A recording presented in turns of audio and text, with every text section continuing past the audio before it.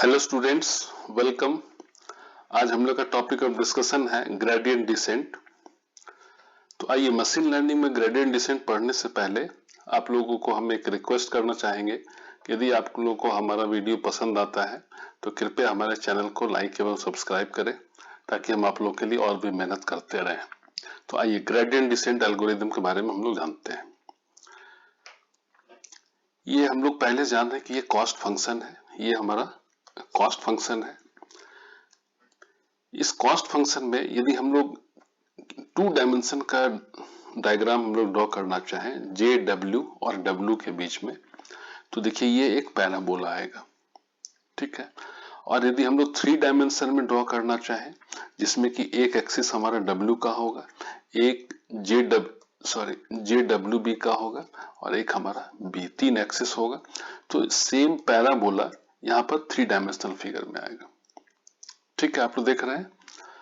Next I, यदि हमारा 2 dimension में जो ग्राफ है वो यदि ऐसा ग्राफ है जे डब्ल्यू और डब्ल्यू के बीच में, तो 3 डायमेंशन में ये डब्ल्यू है, ये बी है और ये जे डब्ल्यू बी है, तो इसका हमारा ऐसा ग्राफ आएगा। इसमें आप देख रहे हैं बहुत सारा मैक्सिमम पॉइंट है, मिनिमम पॉइंट है, मैक्सिमम पॉइंट है, मिनिमम पॉइंट है। तो कैसे हम लोग ग्लोबल मिनिमा को निकालें? ग्लोबल मिनिमा जो सबसे मिनिमम पॉइंट हो, जैसे ये है, ये भी मिनिमम है और ये भी मिनिमम है। हो सकता है कि ये ऐसे भी जाए तो ये भी मिनिमम था। तो ये 3 मिनिमम है, लेकिन इस तीनों मिनिमम में ये ग्लोबल मिनिमम है, ये लोकल मिनिमम है, ये भी लोकल मिनिमम, मीन्स कि इस रेंज में ये मिनिमम है और इस रेंज में ये मिनिमम, ठीक है। और ये ग्लोबल मिनिमम। सिमिलरली यहाँ देखिए, ये इस पॉइंट पे यदि हम लोग जाते हैं यहाँ, तो ये मिनिमम पॉइंट है, यहाँ पे भी ये मिनिमम पॉइंट है, ये मैक्सिमम पॉइंट है, यहाँ ये भी मैक्सिमम पॉइंट, ये भी यहाँ पर भी मैक्सिमम पॉइंट। हो सकता है कि इधर भी मिनिमम पॉइंट हो। तो 3 डायमेंशनल फिगर में हमारा मिनिमम दिख रहा है, यहाँ भी मिनिमम पॉइंट दिख रहा है, ठीक है। आइए, अब हम लोग थोड़ा सा स्टूडेंट लर्निंग में जो हम लोग एरर फंक्शन देखे थे, E is equal to this, उस समय याद होगा कि हम लोग ये डिस्कस करे थे कि यदि ई फंक्शन का मिनिमम या मैक्सिमम वैल्यू निकालना हो तो सबसे पहले हम लोग इसके फर्स्ट डेरिवेटिव को 0 से इक्वेट करते हैं। 0 से इक्वेट करने के बाद ही हम लोग को मिनिमम वैल्यू आ सकता है।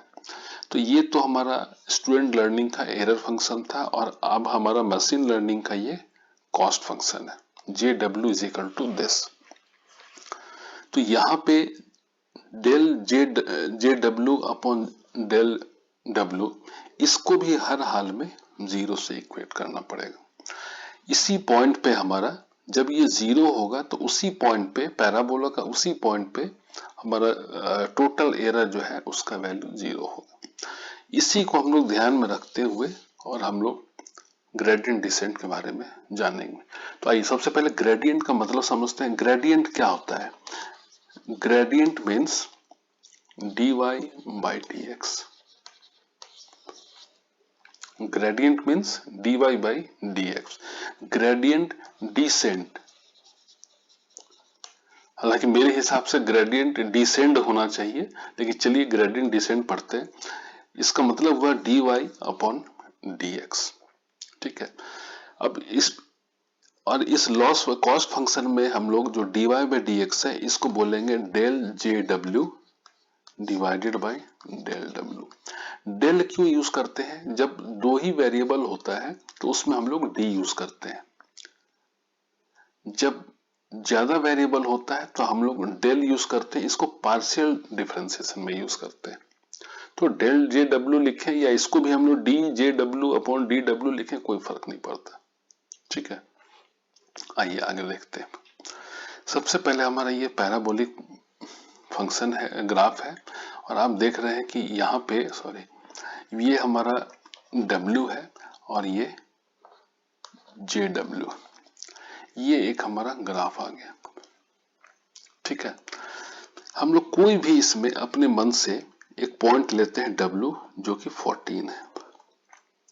साथ ही साथ यदि आप लोग एक और भी चीज रिकॉल करते रहिए कि बहुत सारा यहाँ पॉइंट है, बहुत सारा पॉइंट है, और इसमें हम लोग एक रैंडम एक स्ट्रेट लाइन ले रहे हैं जो हम लोग ऑलरेडी डिस्कस कर चुके हैं। रैंडम स्ट्रेट लाइन है और यही स्ट्रेट लाइन ऐसे मूव करता जाएगा।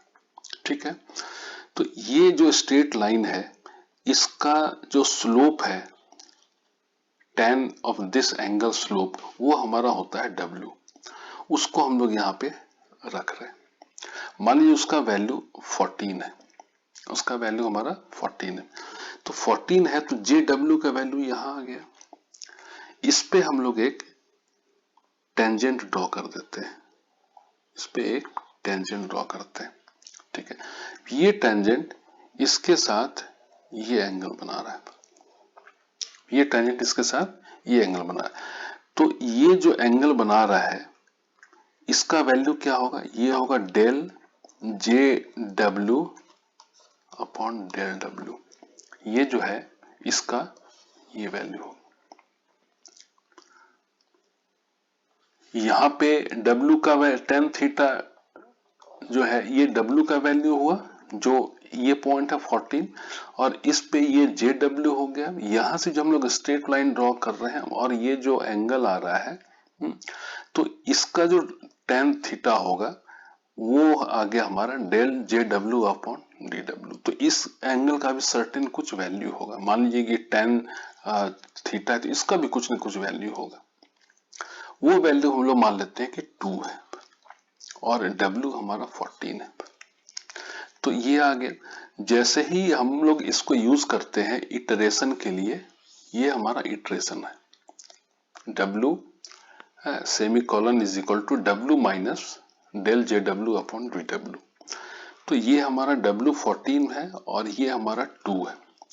जैसे ही इसको यूज करते हैं तो हम लोग तुरंत देखते हैं कि इस फॉर्मूले से W मीन्स 14 और इसका वैल्यू यदि हम लोग 2 लेते हैं तो 14 माइनस 2 यानी कि 12, यानी कि नेक्स्ट जो हमारा पॉइंट आ जाता है वो आ जाता है W इज इक्वल टू 12, यानी कि ये थोड़ा सा और टिल्ट हुआ। जब ये स्ट्रेट लाइन टिल्ट हुआ तो W हमारा ये 12 आ गया और JW का वैल्यू ये हो गया। अब हम लोग इस पॉइंट पे एक टेंजेंट ड्रॉ करते हैं। इस पॉइंट पे जैसे ही टेंजेंट ड्रॉ करते हैं तो फिर ये del JW upon del W का कुछ न कुछ वैल्यू आएगा। तो यहाँ पर इस पॉइंट पे JW का वैल्यू है 12 और इसका वैल्यू मान लीजिए ये जो है वैल्यू है ये है 1.7। तो नेक्स्ट W का वैल्यू क्या होगा, 12 माइनस 1.7 मीन्स 10.3। तो नेक्स्ट W हमारा आ गया 10.3। ये थोड़ा सा और टिल्ट हुआ 10.3 पे। फिर हम देख रहे हैं कि ये 10.3 और पॉइंट हमारा ये आया, ये वाला सॉरी। यहां पर फिर हम लोग एक टेंजेंट ड्रॉ करेंगे तो फिर ये एक नया एंगल बनाएगा और चूंकि 90 डिग्री से लेस है तो एंगल का वैल्यू पॉजिटिव होगा, याद रखिएगा। तो इसका वैल्यू हम लोग मान लिए कि 1.5 आया और ये वैल्यू क्या था 10.3। तो फिर नेक्स्ट W आ गया 8.8, नेक्स्ट W आया हमारा 8 पॉइंट, और ये ऐसे ही चलता जाएगा। ये इटरेशंस कंटिन्यूअसली, ये हुआ उसके बाद ये हुआ, ये हुआ, फिर नेक्स्ट होगा, नेक्स्ट होगा, नेक्स्ट होगा। तो ये इटरेशन कब तक चलता रहेगा, ये इटरेशन तब तक चलता रहेगा जब तक कि ये 2 1.7 1.5 ये आकर 0 पे नहीं अटक जाता है। क्यों, क्योंकि इस पॉइंट पे जब हम लोग टेंजेंट ड्रॉ करेंगे तब del JW upon del W का वैल्यू 0 होगा। ठीक है, तो जब तक इसका वैल्यू 2 1.7 1.5 नहीं आएगा तब तक ये हमारा जो ग्रेडियंट है मीन्स ये जो टेंजेंट है ये हमारा डिसेंड होता रहेगा, नीचे आता रहेगा, और डिसेंड होते होते कब तक जाएगा, जब ये 0 पे आ जाएगा तब जाकर ये रुकेगा। तो जैसे ये 0 पर आता है मीन्स हमारा इटरेशन खत्म हो जाएगा और इस पॉइंट पे हमारा मिनिमम वैल्यू आएगा। ठीक है, जो एरर होगा वो यहाँ पर मिनिमम आएगा और तब उस मिनिमम वैल्यू पे हम लोग फिर equation of the straight line निकाल सकते हैं। ठीक है, चलिए नेक्स्ट हम लोग देखते हैं ग्रेडियंट डिसेंट एल्गोरिदम। अब आप समझ गए कि जो हमारा फंक्शन था वो था W। नेक्स्ट W को हम लोग कैसे निकालना चाहते हैं, तो W माइनस दिस। लेकिन ऐसे यदि हम लोग इसको इटरेशन करते रहेंगे तो हो सकता है कि बहुत ज्यादा इटरेशन ले और वो जल्दी सॉल्व नहीं हो प्रॉब्लम, उस डिजायर्ड रिजल्ट जो है वो हमारा नहीं आए। तो हम लोग कोशिश ये करते हैं कि ये जो इटरेशन है, ये जो डिसेंड हो रहा है हमारा ग्रेडियंट, जो ग्रेडियंट धीरे धीरे पहले ऐसे आ रहा था, फिर ऐसे हुआ, फिर ऐसे हुआ, फिर ऐसे हुआ और करते करते यहाँ आया। तो हम लोग कोशिश ये करते हैं कि इसका जो डिसेंड होने का जो स्पीड है उसको इतना बढ़ा दें कि बहुत जल्दी वो जो है सो डिसेंड होकर ये अपने मिनिमम पॉइंट पे आ जाए। ठीक है, जैसे यदि हम लोग कोई कार ड्राइव कर रहे हैं तो कार ड्राइव करने में यदि हम लोग कार को एक सर्टेन स्पीड पर छोड़ दें, बहुत कम पे, मान लीजिए कि स्पीड हमारा 5 है, 5 किलोमीटर पर उस पर छोड़ दें, तो एयर फ्रिक्शन, टायर फ्रिक्शन करते करते वो एक जगह अपने आप वो रुक जाएगा। लेकिन हम लोग को लगे कि नहीं जितनी दूर पे ये रुकी है गाड़ी उससे पहले ही रोकना था, तो हम लोग को उसके लिए एक रिटार्डेशन यानी डिसेलरेशन की जरूरत डेफिनेटली पड़ेगी, तभी हम लोग एक डिजायर्ड पॉइंट पे उस गाड़ी को रोक सकते हैं।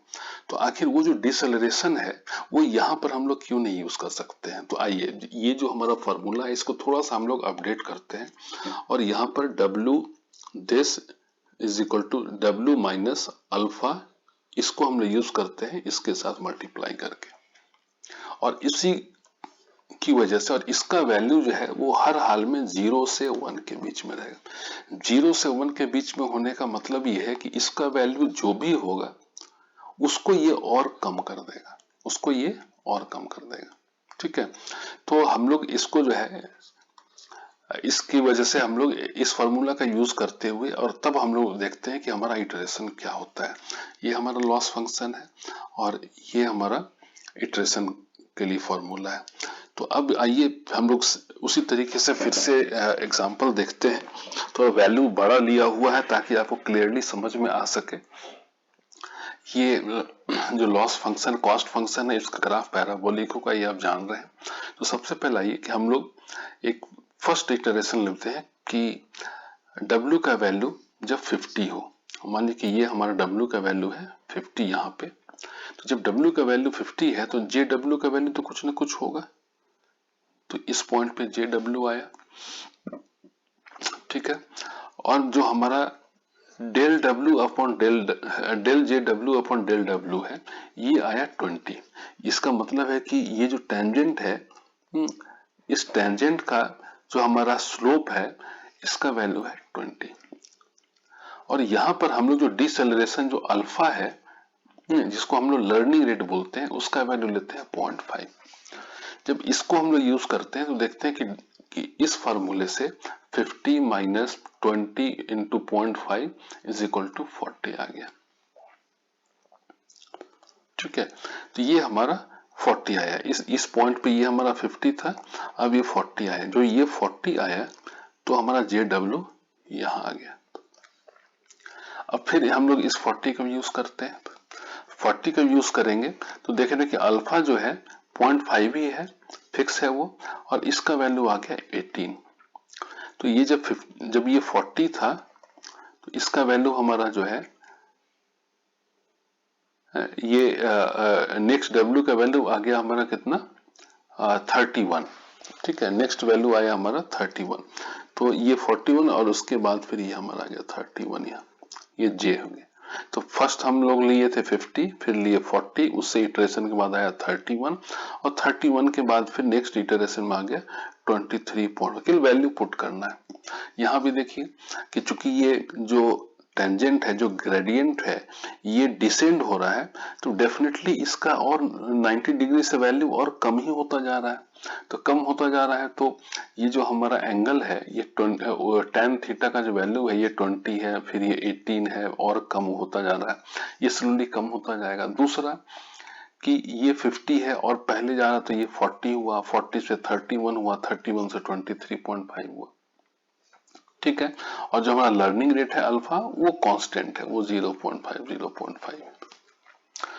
अब ये अल्फा हम लोग को लगाने से बेनिफिट ये हुआ कि इसका जो ये लीप है, पहले ये यहां से यहां आया, तो ये वाला जो डिस्टेंस, ये जो हमारा गैप है, नेक्स्ट जो ये यहां से यहां आ रहा है, इस गैप से ये छोटा है, इससे ये और छोटा है, इससे ये और छोटा है। हालांकि ये पिछले ग्राफ में भी कम होता जा रहा था, यदि आप पिछला ग्राफ देखें इस वाले में, तो ये भी हमारा गैप जो है धीरे धीरे यहाँ भी कम होता जा रहा है। ये वाला गैप देखिए, फिर ये गैप देखिए, ये भी गैप कम, लेकिन ये जो मिनिमम पे पहुंचता उसका गारंटी नहीं था कि वो कितना टाइम लेगा। तो इसको हम लोग थोड़ा एक्सेलरेट करने के लिए कि जल्दी से हमारे पास जो है सो मिनिमम वैल्यू आ जाए, उसके लिए हम लोग एक यहाँ पर लर्निंग रेट यूज कर रहे हैं।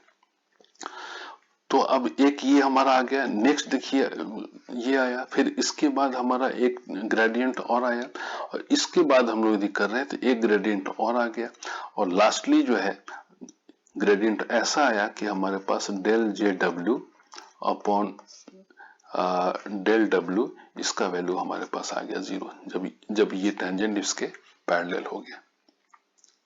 ठीक है, तो ये ग्रेडियंट जो है ये कंटिन्यूअसली डिसेंड हो रहा है और अल्टीमेटली ये 0 पॉइंट पे आ रहा है, इसलिए इसको हम लोग ग्रेडियंट डिसेंड बोलते हैं। और ये जो एल्गोरिदम है, जो इटरेशन है, ये इसी इटरेशंस को हम लोग को फीड करना है, और उससे अपने आप मशीन जो है इसको लर्न करेगा और इसका आंसर निकालेगा। ठीक है, तो आइए नेक्स्ट हम लोग देखते हैं कि ये जो हमारा अल्फा का वैल्यू है, अभी हम लोग डिस्कस किए कि अल्फा जो है वो हर हाल में 0 से 1 के बीच होगा, 0 से 1 के बीच होगा, तभी इसको वो और कम कर सकेगा। चूंकि ये जो वैल्यू है इसको और कम होना है ताकि ये फास्ट जो है सो 0 मिनिमम पॉइंट पे आए, तो उसके लिए अल्फा हर हाल में 0 से 1 के बीच में रखना पड़ेगा। तो आइए अब देखते हैं कि ये तो हमारा 0.5 वैल्यू था, इसमें इस हिसाब से डिसेंट किया और मिनिमम पे।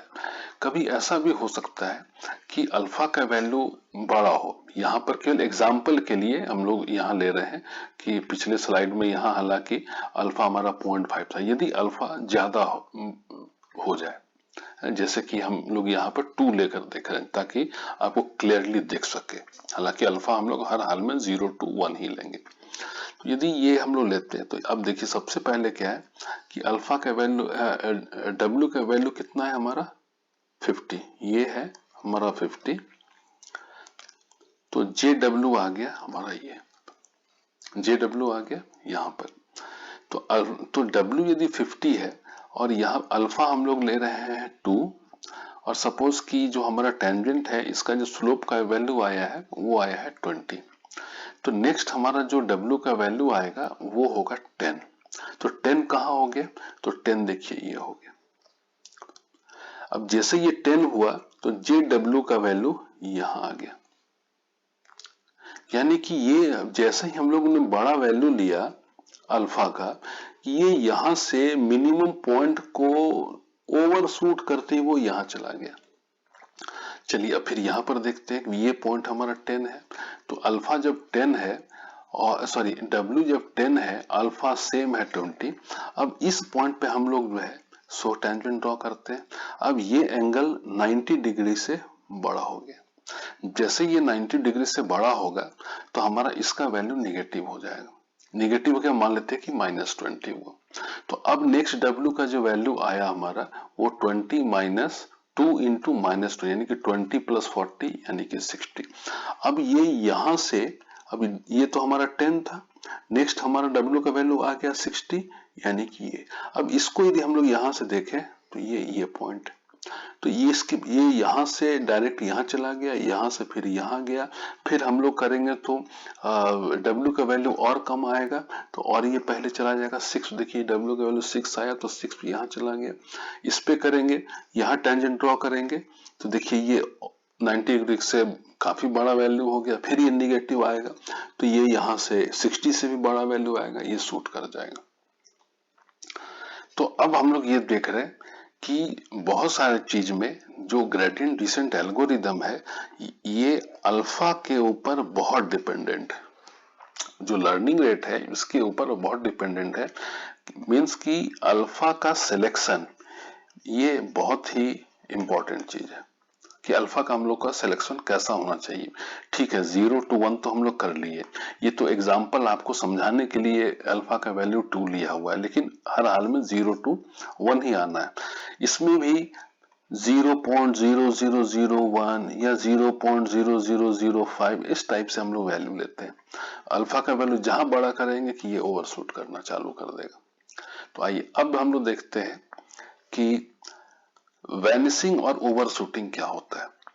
अल्फा का वैल्यू हो सकता है कि यदि हम लोग फंक्शन के बारे में बहुत अच्छे से आइडिया न हो और हम लोग अल्फा का वैल्यू बहुत ही कम ले लिए, तो हो सकता है कि स्टार्टिंग में तो ये बड़ा लीप ले, उसके बाद फिर छोटा ले, फिर छोटा ले और छोटा ले और छोटा ले, और इतना छोटा करता जाए, ऐसे करता जाएगा कि ये लास्ट में ऐसे जगह पे आकर ये इतना छोटा होता जाएगा कि एक ही जगह पर ये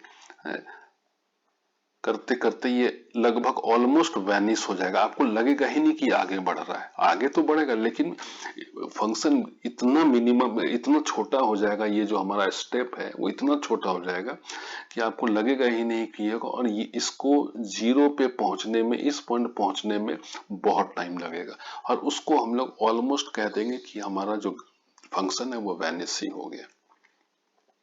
ओवरशूटिंग कोई पॉइंट यहाँ है या इधर से भी चालू हो सकता है, यहाँ से लिए ये, यदि बड़ा अल्फा का वैल्यू ज्यादा बड़ा है तो ये यहाँ से यहाँ रहेगा, यहाँ से यहाँ आ जाएगा, यहाँ से यहाँ, और ऐसे करके ओवरशूट कर जाएगा। तो कभी ये मिनिमम वैल्यू पे हमारा आएगा ही नहीं। तो इसको हम लोग, इसको जो है सो बोल देंगे कि नॉन कन्वर्जेंट हो गया ये, और ये जो है सो डाइवर्जेंट हो गया।